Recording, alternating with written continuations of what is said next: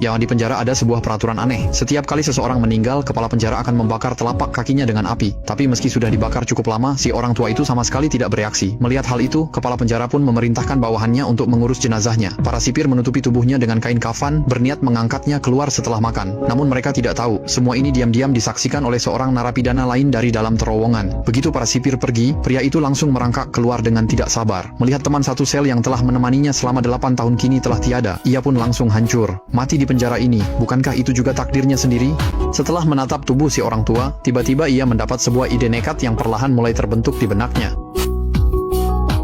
Dia merobek kantong mayat, menarik jasadnya ke selnya, lalu membaringkannya di ranjang. Dia menempelkan potongan rambutnya ke kepala mayat itu agar penyamarannya mirip. Kemudian, dia kembali ke sel si tua, mencongkel batu dinding dengan pisau, dan menemukan gulungan kertas berisi peta harta karun peninggalan si tua. Waktu mendesak, tak sempat ia memeriksa diri. Terburu-buru, ia menjahit dirinya ke kantong mayat. 10 tahun di penjara tak adil, inilah peluang terakhirnya kabur dari pulau itu. Saat itu, para penjaga kembali usai makan. Ia bersembunyi, berkeringat dingin, takut ketahuan. Senang kau ada di sini, bajingan, ayolah.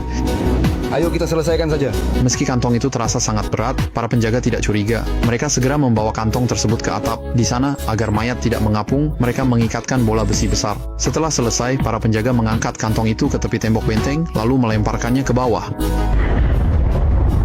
Saat jatuh ke laut dalam, Edmond segera merobek kantong mayat dengan pisau tersembunyinya. Ia memotong tali pemberat di kakinya, lalu berenang kuat ke permukaan. Sementara itu, sipir datang membawa makanan. Karena tak ada jawaban, ia masuk dan terkejut melihat jenazah pastor tua di ranjang, yang seharusnya sudah dibuang ke laut.